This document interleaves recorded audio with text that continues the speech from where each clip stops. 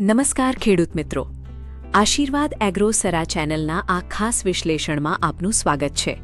આજે જે સમાચાર આવ્યા છે તેને સરકાર કદાચ ખેડૂત હિતનો મોટો નિર્ણય કહી રહી છે, પણ ખરેખર શું આ નિર્ણય ખેડૂતના હિતમાં છે? એક પ્રશ્ન હું સરકારને પૂછવા માંગુ છું।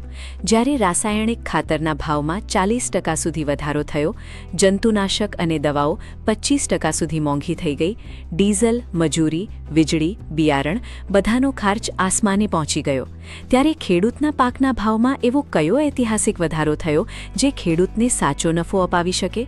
મિત્રો, સરકાર આને એમએસપી વધારો કહી રહી છે, પણ જમીન પરનો ખેડૂત કહે છે આ વધારો નથી, આ તો માત્ર દેખાવ છે। એક તરફ ખર્ચ સતત વધી રહ્યો છે અને બીજી તરફ ખેડૂતોને મળતો ભાવ એ જ ગતિએ આગળ વધતો જ નથી। માત્ર થોડા 100 રૂપિયાનો વધારો કરીને શું સરકાર માને છે કે ખેડૂતની મુશ્કેલીઓ ખતમ થઈ જશે? અને સૌથી મોટો સવાલ, આ જાહેરાત હવે જ કેમ? ચૂંટણીઓ પૂર્ણ થયા પછી જ એમએસપીના આંકડા બહાર કેમ આવ્યા? જ્યારે ખેડૂત સતત ખર્ચના બોજા નીચે દબાતો ગયો ત્યારે કોઈએ તેની વાત સાંભળી નહીં, પણ હવે અચાનક ખેડૂત પ્રેમ કેમ દેખાઈ રહ્યો છે? ખેડૂત મિત્રો, આપણી ભાવના નહીં પણ હકીકત સમજવી પડશે। જો ખાતરમાં 40% વધારો થાય, દવાઓમાં 25% વધારો થાય અને એમએસપીમાં માત્ર નામનો વધારો મળે, તો અંતે ખેડૂતના હાથમાં શું બચશે? આજના આ વિશેષ વિશ્લેષણમાં અમે સરકારના દરેક એમએસપી આંકડાનું સાચું ગણિત સમજવાના છીએ। કયા પાકમાં ખરેખર નફો છે, કયા પાકમાં ખેડૂત હજુ પણ નુકસાનમાં છે, અને સરકારના આ નિર્ણય પાછળનું રાજકારણ શું હોઈ શકે છે? કારણ કે ખેડૂતને હવે માત્ર જાહેરાતો નહીં પણ સાચો ન્યાય જોઈએ। તો વિડીયો અંત સુધી જરૂર જોજો, કારણ કે આજે વાત માત્ર એમએસપીની નથી, આજે વાત છે ખેડૂતના ભવિષ્યની। ખેડૂત મિત્રો, સૌથી પહેલા એક મહત્વની વાત સમજજો। સરકાર જે ભાવ જાહેર કરે છે તે પ્રતિ ક્વિન્ટલ હોય છે, એટલે કે 100 કિલો માલના ભાવ, પરંતુ ગામડામાં મોટાભાગના ખેડૂત હજુ પણ મણ પ્રમાણે ગણતરી કરે છે અને 1 ક્વિન્ટલમાં થાય છે 5 મણ। એટલે હવે આપણે સરકારના આ એમએસપીને ખેડૂતની ભાષામાં સમજીએ। ઉદાહરણ તરીકે, તલનો એમએસપી જાહેર થયો છે 10,346 રૂપિયા પ્રતિ ક્વિન્ટલ, એટલે 5 મણના ભાવ 10,346 અને 1 મણના થયા અંદાજે 2,069 રૂપિયા। હવે મગની વાત કરીએ। મગનો એમએસપી છે 8,780 રૂપિયા પ્રતિ ક્વિન્ટલ, એટલે 1 મણના ભાવ થયા અંદાજે 1,756 રૂપિયા। અને હવે ધ્યાન આપજો, ગત વર્ષની સરખામણીએ વધારો માત્ર 12 રૂપિયા પ્રતિ ક્વિન્ટલ, એટલે 1 મણમાં વધારો કેટલો? માત્ર 2 રૂપિયા અને 40 પૈસા। હવે તમે જ વિચારો, એક વખત સ્પ્રે કરવા જાઓ તો હજારો રૂપિયા ખર્ચાઈ જાય અને એમએસપીમાં વધારો માત્ર 2 રૂપિયા મણ। હવે કપાસની વાત કરીએ। લાંબા તારી કપાસનો ભાવ થયો 8,667 રૂપિયા પ્રતિ ક્વિન્ટલ, એટલે 1 મણમાં થયા અંદાજે 1,733 રૂપિયા। ગત વર્ષની સરખામણીએ 557 રૂપિયાનો વધારો થયો છે, એટલે 1 મણમાં વધારો થાય છે અંદાજે 111 રૂપિયા। સાંભળવામાં આ વધારો મોટો લાગે છે, પણ મિત્રો, છેલ્લા 2 વર્ષમાં કપાસની દવાઓના ખર્ચે ખેડૂતની કમર તોડી નાખી છે। સફેદ માખી, ગુલાબી ઈયળ અને વારંવારના સ્પ્રે, આ બધું કાઢ્યા પછી સાચો નફો કેટલો બચશે? ચાલો મિત્રો, હવે બાકીના તમામ પાકોના ભાવને ખેડૂતની ભાષામાં સમજીએ। કારણ કે સરકાર ક્વિન્ટલમાં વાત કરે છે, પણ ખેડૂતનો હિસાબ હજુ પણ મણમાં ચાલે છે। હવે વાત કરીએ તુવેરની। તુવેરનો એમએસપી થયો છે 8,450 રૂપિયા પ્રતિ ક્વિન્ટલ, એટલે 1 મણના થયા અંદાજે 1,690 રૂપિયા। ગત વર્ષની સરખામણીએ 450 રૂપિયાનો વધારો, એટલે 1 મણમાં વધારો થાય છે લગભગ 90 રૂપિયા। હવે અડદની વાત કરીએ। અડદનો ભાવ થયો 8,200 રૂપિયા પ્રતિ ક્વિન્ટલ, એટલે 1 મણના થયા 1,640 રૂપિયા અને ગત વર્ષની સરખામણીએ 400 રૂપિયાનો વધારો, એટલે મણદીઠ વધારો થાય છે 80 રૂપિયા। હવે વાત કરીએ ગુજરાતના સૌથી મહત્વના પાક મગફળીની। મગફળીનો એમએસપી જાહેર થયો છે 7,570 રૂપિયા પ્રતિ ક્વિન્ટલ, એટલે 1 મણના થયા અંદાજે 1,503 રૂપિયા અને વધારો માત્ર 254 રૂપિયા પ્રતિ ક્વિન્ટલ, એટલે મણદીઠ વધારો માત્ર 50 રૂપિયા જેટલો। હવે તમે જ કહો મિત્રો, મગફળીમાં એક વખત દવા કરાવો તો કેટલા રૂપિયા ખર્ચાઈ જાય છે? મજૂરી, ખાતર, ડીઝલ, પાણી, આ બધું કાઢ્યા પછી શું આ વધારો પૂરતો છે? હવે સોયાબીન તરફ આવીએ। સોયાબીનનો ભાવ થયો 5,708 રૂપિયા પ્રતિ ક્વિન્ટલ, એટલે 1 મણના થયા અંદાજે 1,142 રૂપિયા વધારો થયો 380 રૂપિયા, એટલે મણદીઠ વધારો 76 રૂપિયા. હવે વાત કરીએ રાગીની. રાગીનો MSP થયો છે 5,205 રૂપિયા પ્રતિ ક્વિન્ટલ, એટલે એક મણના થયા અંદાજે 1,041 રૂપિયા અને વધારો થયો 319 રૂપિયા. હવે વાત કરીએ બાજરી અને જુવારની. બાજરીનો MSP થયો છે 2,900 રૂપિયા પ્રતિ ક્વિન્ટલ, એટલે એક મણના થયા 580 રૂપિયા. વધારો થયો માત્ર 125 રૂપિયા પ્રતિ ક્વિન્ટલ, એટલે મણદીઠ વધારો માત્ર 25 રૂપિયા. હા, ગુજરાત સરકારે વધારાના 300 રૂપિયાનું બોનસ જાહેર કર્યું છે, એટલે કુલ મળીને બાજરીના ભાવમાં થોડો સહારો મળશે. પણ ફરી સવાલ એ જ છે, ખરીદી સમયસર થશે? હવે ડાંગરની વાત કરીએ. ડાંગરનો MSP થયો છે 2,441 રૂપિયા પ્રતિ ક્વિન્ટલ, એટલે એક મણના થયા 488 રૂપિયા અને વધારો માત્ર 72 રૂપિયા પ્રતિ ક્વિન્ટલ, એટલે મણદીઠ વધારો માત્ર 14 રૂપિયા. મિત્રો, આજના સમયમાં ચાની એક કીટલીનો ખર્ચ પણ 14 રૂપિયાથી વધુ થાય છે અને ખેડૂતને મળ્યો વધારો માત્ર 14 રૂપિયા મણ. હવે છેલ્લે વાત કરીએ મકાઈની.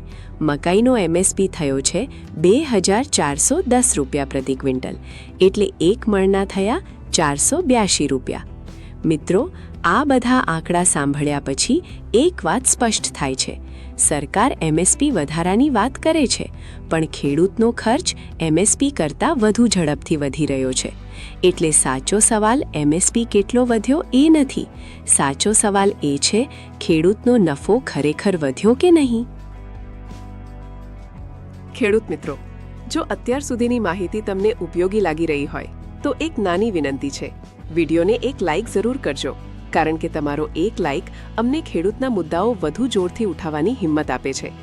અને સૌથી મહત્વની વાત, આ વિડીયોને તમારા ગામના દરેક WhatsApp ગ્રુપમાં શેર કરજો, કારણ કે આજે પણ ઘણા ખેડૂતોને MSPના સાચા ભાવ, નોંધણી પ્રક્રિયા અને સરકારના નિયમોની સંપૂર્ણ માહિતી નથી. અને કદાચ તમારી એક શેર કોઈ ખેડૂતને નુકસાનથી બચાવી શકે છે. તો અત્યારે જ આ વિડીયો શેર કરો, જેથી દરેક ખેડૂત સુધી સાચી માહિતી પહોંચી શકે. ખેડૂત મિત્રો, હવે સૌથી મહત્વની વાત ધ્યાનથી સાંભળજો. MSP જાહેર થઈ ગયો, ભાવ પણ નક્કી થઈ ગયા, પરંતુ જો નોંધણી નહીં કરો તો આ બધાનો કોઈ ફાયદો નહીં મળે. કારણ કે હવે સરકારની ખરીદી પ્રક્રિયા પહેલા જેવી રહી નથી. હવે આખી સિસ્ટમ સંપૂર્ણ ડિજિટલ અને બાયોમેટ્રિક આધારિત બની રહી છે. સૌથી પહેલા સમજીએ નોંધણી ક્યાં કરાવવાની. તમારા ગામના ગ્રામ પંચાયત કેન્દ્ર પર અથવા સરકાર દ્વારા માન્ય VCE એટલે વિલેજ કમ્પ્યુટર એન્ટરપ્રાઇઝ પાસે. ઘણા વિસ્તારોમાં ગ્રામ કેન્દ્ર, જનસેવા કેન્દ્ર અથવા સહકારી મંડળી મારફતે પણ નોંધણી થઈ શકે છે. પરંતુ મિત્રો, અહીં સૌથી મોટો ફેરફાર આવ્યો છે, ફરજિયાત બાયોમેટ્રિક ઓથેન્ટિકેશન. હવે માત્ર આધાર નંબર આપવાથી કામ નહીં ચાલે. ખેડૂત ખાતેદારે અંગૂઠાનું નિશાન આપવું પડશે, નોંધણી વખતે પણ અને ઘણા કેસમાં માલ વેચતી વખતે પણ. સરકારનું કહેવું છે કે આ સિસ્ટમથી વચેટિયા, ખોટા ખાતેદાર અને નકલી ક્લેમ અટકશે. એટલે જે ખેડૂત સાચે ખેતી કરે છે, લાભ સીધો તેના ખાતામાં જશે. પરંતુ ગામડાના ઘણા ખેડૂતો માટે આ નવી ડિજિટલ પ્રક્રિયા હજુ પણ મુશ્કેલીભરી બની રહી છે. ખાસ કરીને વૃદ્ધ ખેડૂતો, અંગૂઠા ના મેચ થવાના પ્રશ્નો અને નેટવર્ક સમસ્યાઓ, આ બધું જમીન પર હકીકતમાં જોવા મળે છે.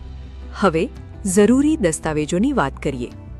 સૌથી પહેલા આધાર કાર્ડ. અને ધ્યાન રાખજો, આધાર તમારા મોબાઈલ નંબર સાથે અપડેટ હોવું ખૂબ જરૂરી છે.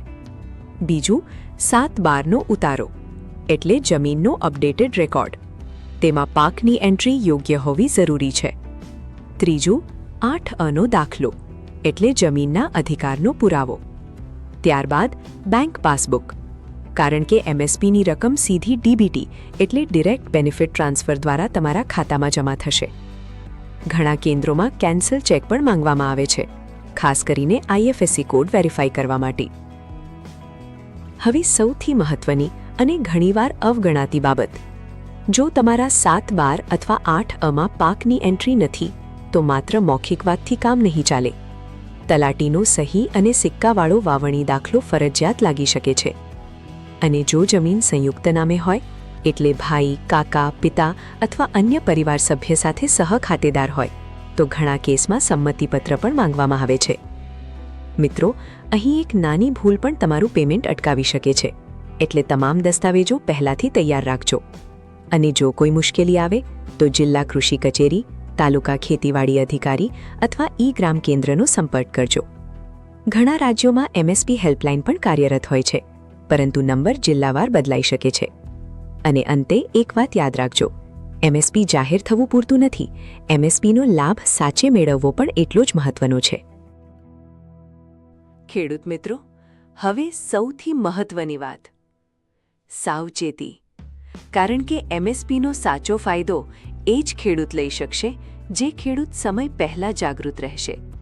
સૌથી પહેલાં, બિયારણ ખરીદતી વખતે ભૂલ કરશો નહીં. ઘણા ખેડૂત સસ્તું મળે એટલે અજાણી દુકાનેથી બિયારણ લઈ આવે છે અને પછી આખી સિઝન પસ્તાવો કરે છે. એટલે બિયારણ, ખાતર અને દવા માત્ર લાયસન્સ ધરાવતા અધિકૃત ડીલર પાસેથી જ ખરીદજો. અને સૌથી મહત્વની વાત, પાક્કું બિલ લીધા વગર દુકાનમાંથી બહાર નીકળશો નહીં. કારણ કે જો દવા નકલી નીકળે, બિયારણ ખોટું નીકળે અથવા પાકમાં નુકસાન થાય તો એ બિલ જ તમારો સૌથી મોટો પુરાવો બનશે.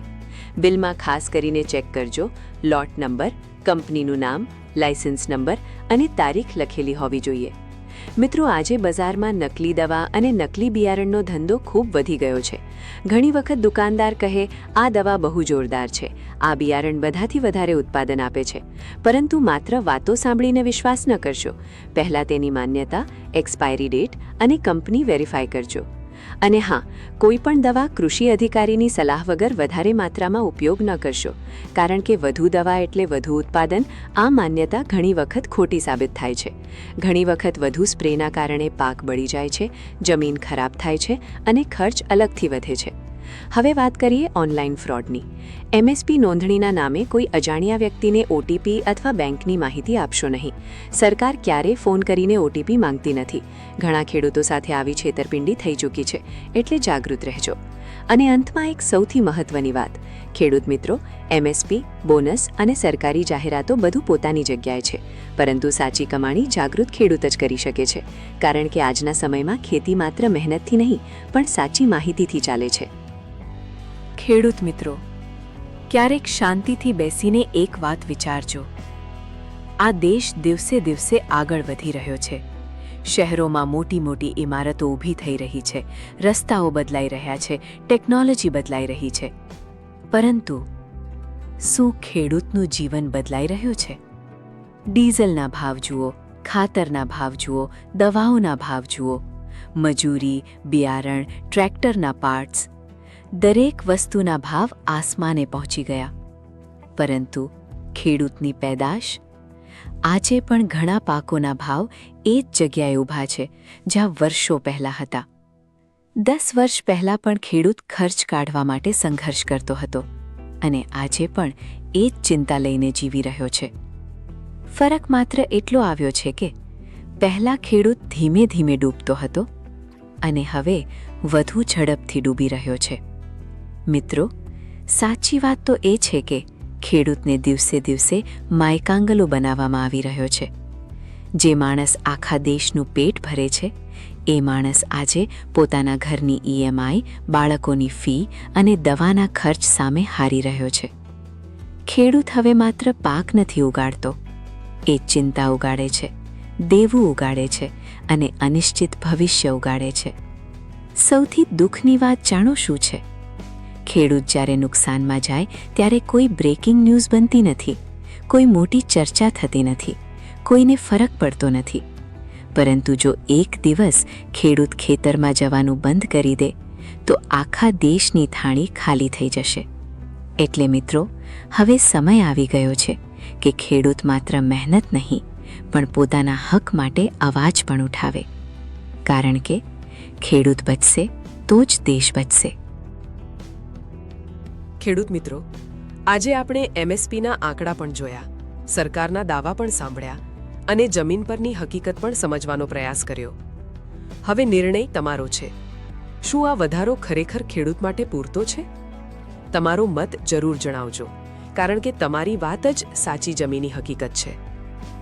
અને જો તમને લાગે છે કે આ માહિતી દરેક ખેડૂત સુધી પહોંચવી જોઈએ, તો આ વિડીયોને તમારા ગામના દરેક WhatsApp ગ્રુપમાં શેર કરજો. કારણ કે કદાચ તમારી એક શેર કોઈ ખેડૂતને ખોટા નિર્ણયથી બચાવી શકે. અને હા, જો તમે ખેતી, બજાર ભાવ, સરકારી યોજનાઓ અને ખેતીના સાચા વિશ્લેષણ સાથે જોડાયેલા રહેવા માંગતા હો તો આશીર્વાદ એગ્રોસરા ચેનલને સબસ્ક્રાઇબ જરૂર કરજો. કારણ કે અહીં અમે માત્ર સમાચાર નથી બતાવતા, અમે ખેડૂતના દિલની વાત કરીએ છીએ. હું મળીશ ફરી એક નવા વિશ્લેષણ સાથે. ત્યાં સુધી પોતાનું અને પોતાની જમીનનું ધ્યાન રાખજો. જય જવાન, જય કિસાન. આભાર.